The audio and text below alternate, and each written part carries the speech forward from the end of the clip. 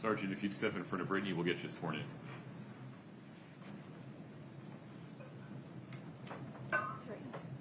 Do you solemnly swear the testimony you're about to give in the matter before the court to be the truth, the whole truth, and nothing but the truth, subject to the pains and penalties of perjury?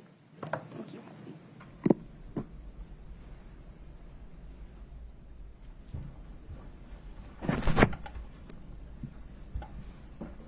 Good morning. Good morning. Go ahead and move that mic close to your mouth so we can get all your answers. State your name and spell your last name, please. Andy Cernich, C-R-N-I-C-H. Where do you work? Summit County Sheriff's Office. And what's your role there? I am a sergeant on patrol. And what about back in 2022? What was your role? First, let's talk about the Sheriff's Office. What were you doing for them in 2022? In 2022, I was a sergeant working in the jail. And back in 2022, did you have other first responder roles or other jobs that you did? Yes, I also worked for the Summit County the South Summit Fire Department as a volunteer fire. What do you do as a volunteer fireman for South Summit? I respond to emergencies through the fire department and assist on medical calls. So, were you working on March 4th of 2022? I was. What capacity were you working in on that day? I responded as a on-call firefighter to assist medical. And did you respond to the home at 282 Willow Court? I did. Now, describe for the jury, even though you're a trained police officer, what happens when you're on duty as a fire department role? On the fire department role, we're trained in numerous different things as first responders. I also recently had quit working for South Summit EMS as a advanced EMT, so we assist with whatever needs fire department needs. At that time, I assisted with the CPR efforts of the individual. But it's fair to say that when you get called to a scene in your EMS role, you don't mix that with your law enforcement role. Correct. You stay in that lane for that call. Correct. So what were your responsibilities? Just highlight that for the jury when you arrived at the scene that night. When I arrived that night, EMS had arrived before I had. I asked what they needed, and they asked me to take over airway. At some point during your responsibilities there, were you asked to look for medications? I was. If we could please show the witness Exhibit 1-5S.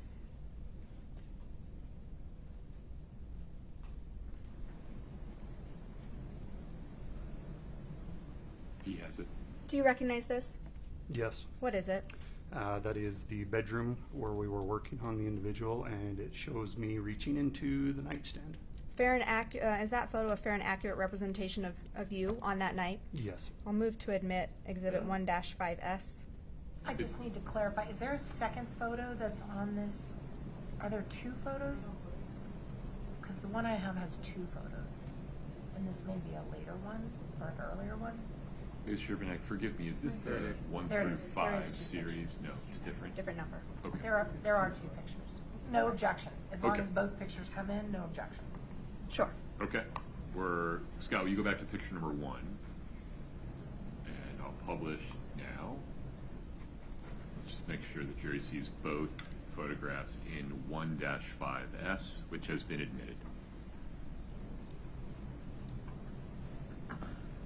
And that's the exhibit you just looked at. Yes. And describe for the jury, where are you in this photo?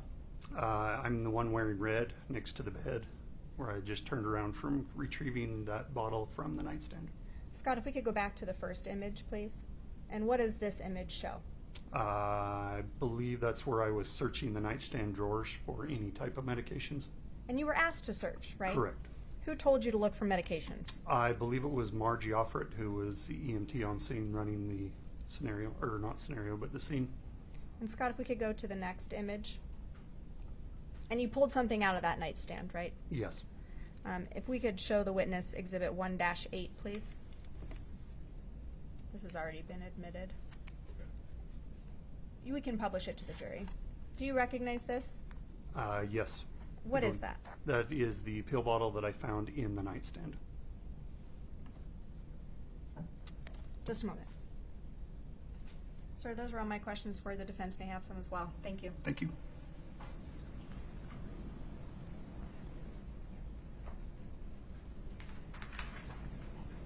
Ms. Nestor. Thank you, Your Honor.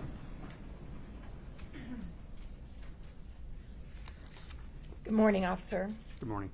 My name's Kathy Nestor. I represent Ms. Richins along with several other attorneys here. So I want to just clarify, you said when you first got there you were assisting EMT that were already on the scene, Correct. and someone was already doing CPR on Mr. Richins when you arrived in the room? I believe when I arrived, they were just hooking up the Lucas machine, which is a machine that does CPR, or chest compressions.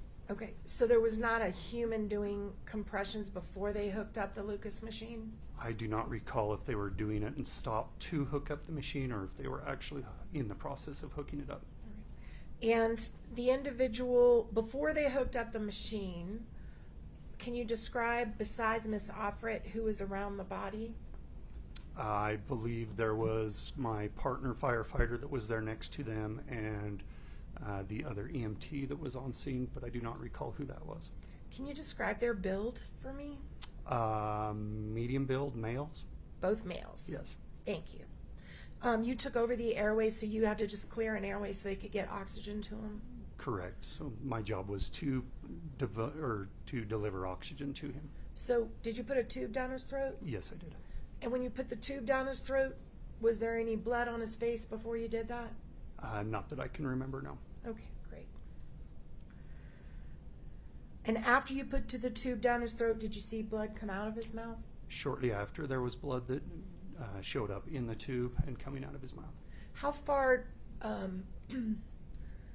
down does the tube go that you insert into his throat? Sits on top of the larynx. So down to about where your voice, that's your voice box, right? Correct. Sorry. Yes, correct that Not area. great at biology. Okay. All right. So have you seen that before where when you insert a tube into someone's throat, it can cause there to be bleeding in their throat? Not usually, but yes, I have seen that before. Okay, great. So then they're doing the CPR, and you were asked by Ms. Offred, who we just heard from, Margie, to check the nightstand for any medication. Is that right? Yes. And I noticed, can you pull up, please, Exhibit 15S, which has already been admitted, Your Honor. Can we please publish? One moment.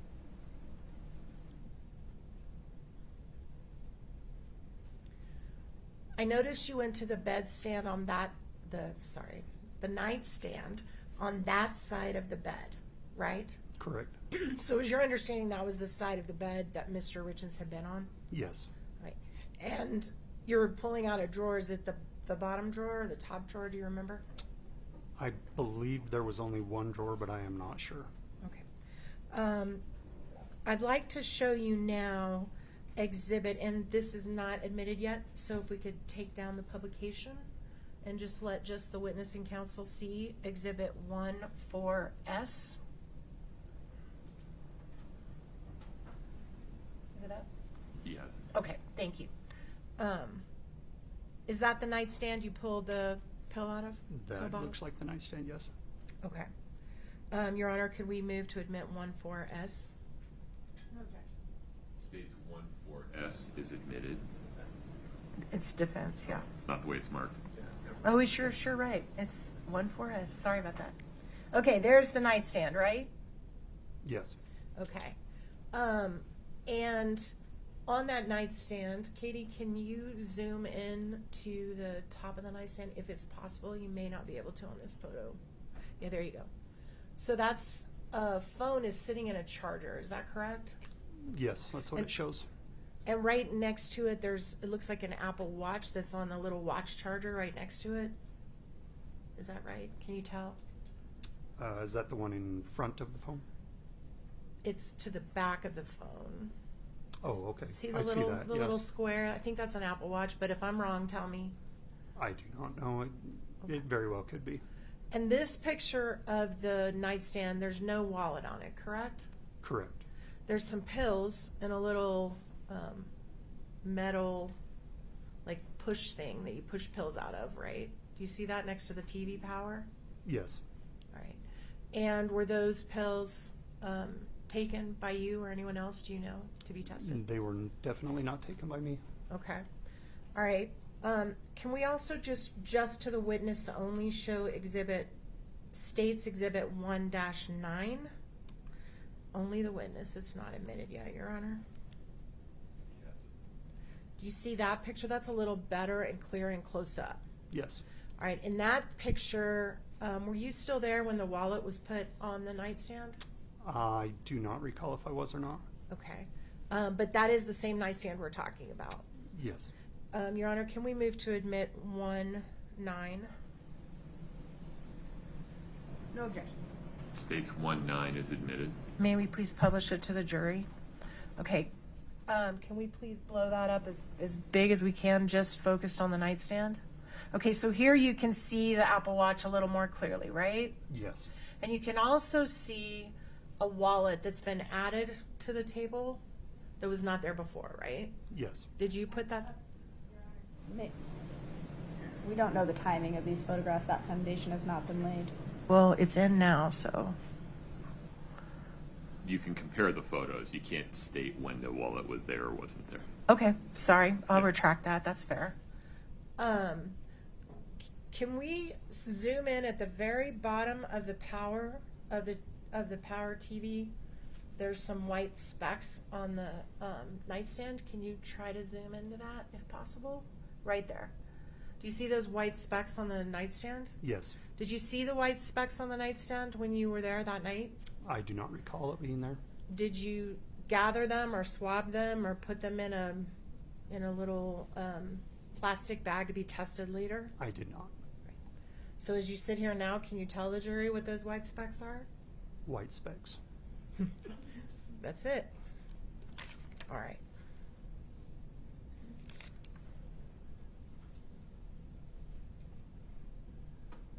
Okay.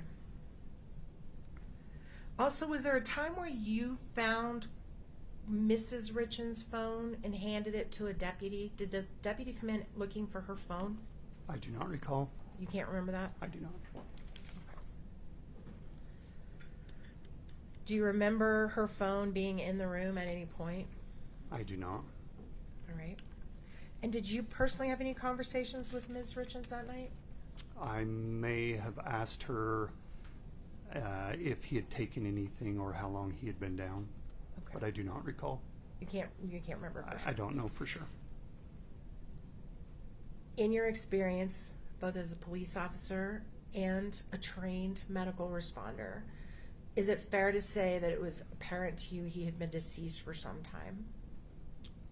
Yes. Thank you. I think that's all I have. Just one moment.